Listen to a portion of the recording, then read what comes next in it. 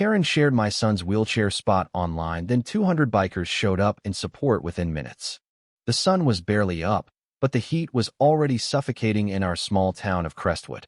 I was pushing Jamie's wheelchair down the cracked sidewalk toward the community center, where the annual summer fair was setting up. Jamie, my 12-year-old son, was buzzing with excitement, his hands flapping as he chattered about the cotton candy and the dunk tank. His cerebral palsy made his movements jerky, but his spirit? That was unstoppable. His blue eyes sparkled under his baseball cap, and I couldn't help but grin at his joy. Today was supposed to be a rare day where Jamie could just be a kid. We reached the accessible parking lot near the fairgrounds, and my heart sank. The one handicapped spot, our spot, was taken. A shiny red SUV sat smugly across the lines, no placard in sight. I clenched my jaw, trying to stay calm for Jamie's sake. "Mom, maybe they're quick," he said, always the optimist. I forced a smile. "Yeah, buddy. Let's wait a sec." Minutes dragged by. No driver appeared. The fair was starting, and Jamie's excitement was fading into restless squirming. I scanned the lot, hoping for another spot, but nothing. Finally, I scribbled a polite note. "Please be mindful of accessible parking needs." "Thank you." I tucked it under the SUV's wiper and maneuvered Jamie's chair through the crowded gravel lot, my arms burning by the time we reached the fair. Inside, the air was thick with laughter, fried dough, and music. Jamie's face lit up again as we hit the game booths. He won a stuffed dinosaur at the ring toss, clutching it like a trophy. For a moment, everything felt right. Then my phone buzzed. A notification from the town's Facebook group. I opened it, and my stomach dropped. Entitled "Mom leaves passive-aggressive note on my car for using a parking spot. It's a public lot, lady. Get over it." Karen vibes. The post was by someone named Karen Mitchell. Attached was a photo of my note, crumpled on her dashboard. She'd tagged the location, Crestwood Fair.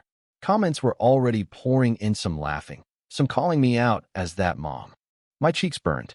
I glanced at Jamie, who was distracted by a clown making balloon animals. He didn't need to know. I typed a reply, fingers shaking. That spot was for my disabled son. We needed it. I hit send, hoping to shut it down. Instead, Karen fired back, "Boo-hoo. Not my problem. Maybe plan better next time." The comments exploded. Strangers piled on, mocking me, questioning Jamie's disability. One even suggested I was faking it for special treatment. I wanted to scream, but I shoved my phone in my pocket. This was Jamie's day. I wouldn't let her ruin it. We stayed another hour, but the joy was gone for me. Every laugh from the crowd felt like it was aimed at us. When Jamie started yawning, I took it as our cue to leave. Back at the lot, the red SUV was still there. Now with a fresh post, it stuck to my note. "Cry harder." I tore it off, my throat tight, and got Jamie into our van. He fell asleep on the drive home, his dinosaur tucked under his chin. I cried silently, gripping the wheel. At home, I checked Facebook again. Karen's post had gone viral, over 500 shares. The comments were a cesspool of cruelty. But then I noticed something new. A comment from a guy named Rusty, with a profile pic of a grizzled man on a Harley. "This ain't right. That kid deserves better. Who's with me?" Below, dozens of replies from names like Big Mike, Chains, and Viper. Bikers. They were organizing something, but I couldn't tell what. I shut my phone off, too exhausted to care. The next morning, I woke to the roar of engines. I stumbled to the window, and my jaw dropped. Our quiet cul-de-sac was packed with motorcycle leather-clad riders, bandanas, and chrome gleaming in the sun. There had to be 200 of them, spilling into the street. Jamie rolled into the living room, wide-eyed. "Mom, are we in a movie?" A burly man with a gray beard and a vest covered in patches approached our door. I opened it, heart pounding. "You Lisa?" he asked, voice like gravel. I nodded. "I'm Rusty. We saw that Karen chick's post. Me and the boys don't take kindly to bullies. We're here for Jamie." I blinked, tears pricking my eyes. "For Jamie?" Rusty grinned, revealing a gold tooth. "We're taking him to the fair. VIP style. No one's messing with him today." Before I could process, Jamie was cheering, begging to go. Rusty's crew parted like a sea, revealing a custom sidecar rig built for a wheelchair. Jamie's face was pure awe as they secured his chair, fitting him with a tiny leather vest that read "Lil Road Warrior." The ride to the fair was surreal. Engines thundered, heads turned, and Jamie waved like a rock star. I followed in the van, my heart swelling. At the fairgrounds, the bikers formed a protective ring around Jamie, daring anyone to say a word. The accessible spot was free this time, but Rusty parked his bike across it anyway, winking at me. Reserved for the king. The fair was a different world with the bikers. They carried Jamie's dinosaur, won him more prizes, and even convinced the Ferris wheel operator to let him ride with extra safety checks. Kids stared, but not with pity, with envy. Jamie was the coolest kid there. I kept checking Facebook, expecting Karen to pop off again, but her post was buried under an avalanche of support for Jamie. Photos of him with the bikers were spreading, captioned with hashtags like Justice for Jamie and Bikers for Kids. Then came the twist. Mid-afternoon, a woman approached us, clutching a straw hat. She was in her 50s, with nervous eyes and a voice that trembled. "Are you Lisa?" she asked. I nodded, bracing myself. "I'm Karen's sister, Ellen. I need to tell you something." My stomach tightened. The bikers nearby went quiet, sensing tension. Ellen took a shaky breath. "Karen's not well. She's got early-onset dementia. She doesn't always know what she's doing online. I saw her post too late to stop it. I'm so sorry." I stared, my anger deflating like a punctured balloon. Dementia? The woman who'd humiliated us was sick?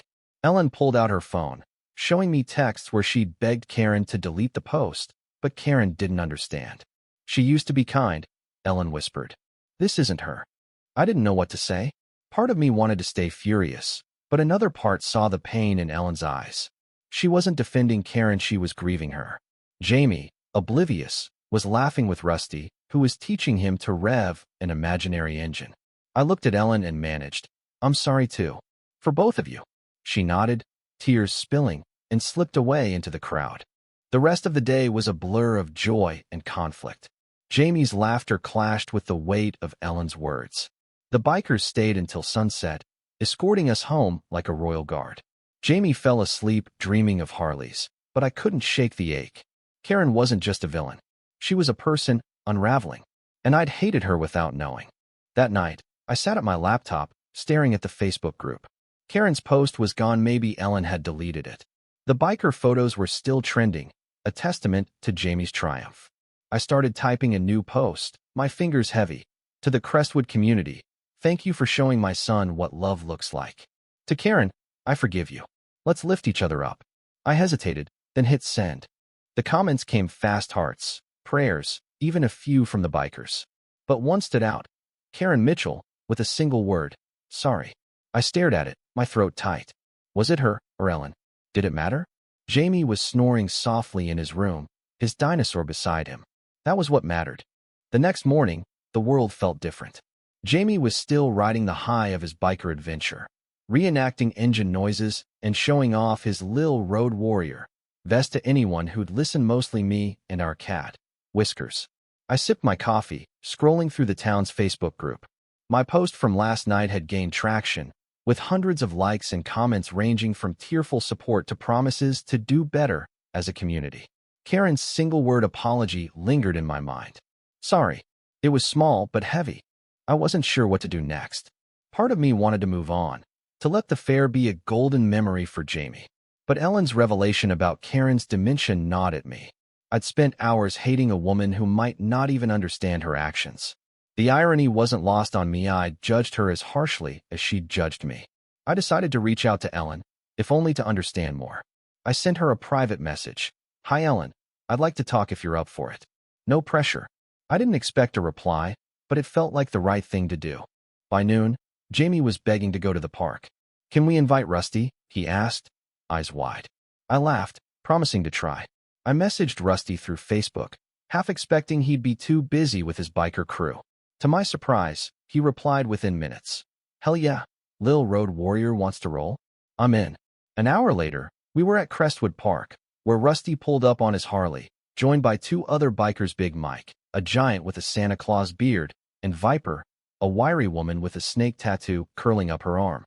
Jamie squealed as they high-fived him, treating him like their own. The park was busy, families picnicking under the oaks. Rusty pushed Jamie's wheelchair down the accessible path, telling him wild, and probably exaggerated, stories about cross-country rides. Big Mike tossed a frisbee with some kids nearby, while Viper showed Jamie how to braid a leather cord into a bracelet. I watched, my heart full but uneasy. The fair had been a triumph, but life wasn't a movie. Karen's post had exposed a raw nerve in our town people's quickness to judge, to divide. I wondered if the biker buzz would fade, leaving us back where we started. Then came another twist. As we headed toward the park's ice cream stand, I spotted a familiar red SUV in the lot. My pulse quickened. Karen? I glanced at Jamie, who was distracted by Viper's tattoo. Be right back, I told Rusty and walked over. The driver's door opened, and Ellen stepped out, looking frazzled. Lisa, she said, spotting me. I got your message. I didn't expect to see you here. Me neither, I said, nodding at the SUV. Is she with you? Ellen sighed, rubbing her temples. No, it's just me. Karen's at home with a caregiver. I borrowed her car to run errands. She hesitated, then added, she's getting worse. Yesterday, she didn't recognize me for an hour. Her voice cracked, and I felt a pang of guilt for every angry thought I'd had about Karen. We sat on a nearby bench, the park's chatter fading into the background. Ellen told me Karen had been diagnosed 6 months ago. At first, it was small things, forgotten appointments, misplaced keys. Then came the mood swings, the paranoia. She thinks everyone's out to get her, Ellen said. That post about you, it wasn't personal. She saw your note as an attack. I nodded, trying to reconcile the cruel words online with a woman lost in her own mind. I wish I'd known, I said. I wouldn't have snapped back. Ellen shook her head. You had every right. I should have monitored her online stuff better. I'm drowning, Lisa. She's my only family. Her eyes welled up, and I reached out, squeezing her hand. For a moment, we were just two women carrying too much. I told her about Jamie, about his strength and his struggles, about the bikers who'd turned a horrible day into magic. Ellen smiled faintly. He sounds amazing. And those bikers, that's something special. She paused, then said, I want to make this right. I don't know how, but I do. I didn't have answers either, but I suggested she join us at the ice cream stand. Jamie loves company, I said. She hesitated, then agreed. Back at the stand, Jamie was in his element. Chocolate ice cream smeared on his chin as Rusty teased him about being a messy warrior. Ellen's presence drew curious glances from the bikers, but I introduced her simply. This is Ellen, a friend. Jamie offered her a sticky high five, and she laughed, some of her tension easing. Viper handed her a cone, saying, No one eats alone with us. It was small, but it felt like a bridge. Days turned into weeks, and Crestwood didn't magically become perfect. But something shifted. My post had sparked conversations, awkward, messy ones about accessibility, empathy, and snap judgments. The bikers became local legends, showing up at other community events, always with a nod to Jamie. Rusty even started a fundraiser for better wheelchair ramps in town, calling it Road Warriors Roll. Jamie's face was on every flyer, beaming in his vest. Ellen and I stayed in touch. She invited us to her house one afternoon, a modest rancher cluttered with photos of her and Karen as kids. Karen was there, sitting in a recliner, staring at a muted TV. Her eyes were vacant, but when Jamie rolled in, she blinked, focusing. Who's this? She asked, her voice soft. Jamie grinned. I'm Jamie, the road warrior. Karen's lips twitched almost a smile. Ellen and I exchanged a look, both holding our breath. Jamie chatted about dinosaurs and bikes, unfazed by Karen's confusion. At one point, she reached out, touching his wheelchair. My dad had one of these, she murmured. Ellen's eyes widened. She hasn't mentioned Dad in months, she whispered. It was fleeting, but it felt like a gifted glimpse of the woman Karen used to be. But life isn't tidy. A month later, Ellen called, her voice hollow. Karen had wandered off at night and fallen. She was in the hospital, unresponsive. She won't come home, Ellen said. I drove to the hospital, Jamie in tow. Ellen was in the waiting room, clutching a photo of her and Karen at a beach, laughing. Jamie rolled over, resting his head on her arm. She liked my stories, he said. Ellen sobbed, hugging him. Karen passed that night. The town mourned quietly. Many didn't know her story, only her infamous post. Ellen asked me to speak at the memorial, a small gathering at the community center. I stood before a handful of people, Jamie at my side, and told the truth. Karen was flawed, like all of us. Her illness stole her clarity, but not her humanity. She hurt us, I said, but she also brought us together. Let's remember that. Jamie squeezed my hand, his dinosaur tucked under his arm. The bikers showed up, filling the back row, their boots scuffing the floor. Rusty laid a leather cord on the altar, braided like the one Jamie wore. Afterward, Ellen hugged me, whispering, "Thank you for seeing her." I didn't feel noble, just human, messy and trying. The fair came around again the next summer. Jamie, now 13, insisted on wearing his vest. The accessible spot was marked with a new sign, reserved for road warriors. Rusty's fundraiser had paid for it, along with ramps across town. Jamie led a mini parade of bikers through the fair, kids cheering him on. I watched, my heart full but heavy. Karen's absence lingered, a reminder of how fragile we all are. That night, I posted a final update to the Facebook group. A year ago, a parking spot sparked pain, then healing. Jamie's stronger than ever, and our town's learning. Let's keep listening, even when it's hard. For Jamie. For Karen. The comments poured in stories of small acts, like neighbors checking on each other or advocating for better accessibility. It wasn't perfect, but it was progress. As I tucked Jamie into bed, he hugged his dinosaur. "Mom, is Karen okay now?" he asked. I kissed his forehead. "I think so, buddy. She's at peace." He smiled, drifting off. I sat in the dark, thinking of Karen's sorry, of Ellen's grief, of Rusty's roar. Life was brutal and beautiful, all at once. What do you think? Was forgiveness the right call, or should the pain of that post have defined Karen's legacy? Share your thoughts. Let's talk about what's right, what's wrong, and what makes us human.